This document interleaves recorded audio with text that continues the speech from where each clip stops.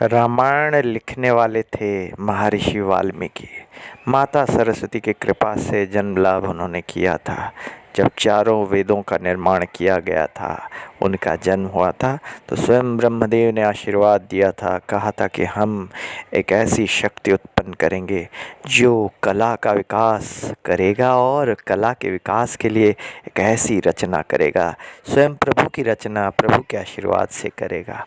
माता सरस्वती की कृपा से उन्होंने जो लिखना शुरू किया, कला तो असल में माता सरस्वती की ही देन है ना। आज भी जो कला का प्रदर्शन लोग कर रहे हैं वो भी माता सरस्वती की दरअसल देन है। उनकी कृपा होती है तो असंभव संभव हो जाता है।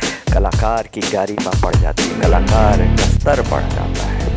रामायण में एक ऐसा वक्त आता है कि लव कुश, जो कि प्रभु श्री राम और सीता मैया के पुत्र हैं, सुपुत्र दोनों, वो रामायण कथा के बारे में बताते हैं। और उसी समय वो राज्यसभा के अंदर बताते हैं कि कैसे माता सीता कष्ट पा रही थी वन में, किस तरह जाके वन में जिसने कभी अपने पलंग से ऊपर उठ के कोई कार्य नहीं किया,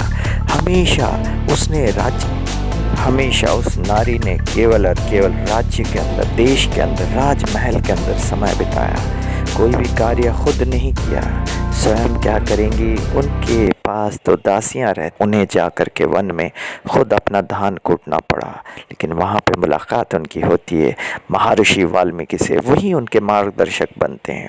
कहते हैं ना, गुरु की महिमा की आवश्यकता पड़ती है।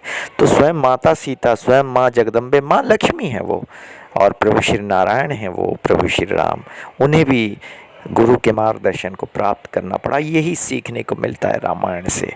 और लव कुश जब सुना देते हैं, भरत, शत्रुघ्न, हनुमंत, जाम्बवान सब संतुष्ट हो जाते हैं और दुखी हो जाते हैं, भावुक हो जाते हैं। भरत तो रोने लगते हैं कि मेरी भाभी इतना कष्ट पा रही हैं केवल एक राज्य धर्म के लिए, राष्ट्र धर्म के लिए। परंतु प्रभु श्री राम की महिमा देखिए, सब कुछ जानते हुए भी अनजान बनते हैं। वे तो नारायण हैं, परंतु मार्गदर्शन उन्होंने ये किया। उसका तात्पर्य क्या है? तात्पर्य यही है कि राजा का कर्तव्य पति के कर्तव्य से बड़ा होता है।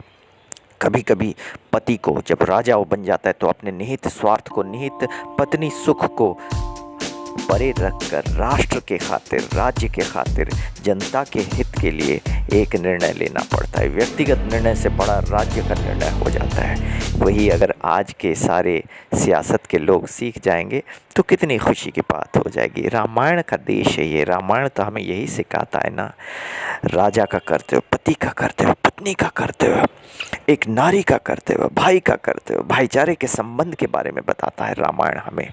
और राजा का कर्तव्य क्या है वो बताता है, पुत्र का कर्तव्य, पुत्र धर्म क्या है वो बताता है। लव कुश जैसे पुत्र पा करके प्रभु श्री राम धन्य धन्य हो जाते हैं, सब कुछ जानते थे वो।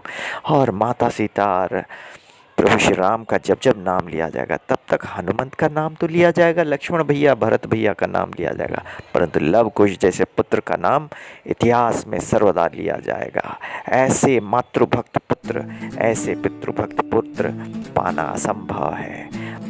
तत्पश्चात प्रभु श्री राम भावुक हो जाते हैं। वे तो सब जानते थे कि दिल पर कैसे पत्थर रखकर उन्होंने यह निर्णय लिया कि प्रजा के हित के लिए, प्रजा को संतुष्टि प्रदान करने के लिए उन्होंने माता सीता को वन जाने के लिए आदेश दे दिया। और माता सीता भी कुछ नहीं सुना, कुछ नहीं कहा, सिर्फ सुना और पोटली उठा के चल दिया। यही तो है आदर्श नारी की प्रतीक माता सीता।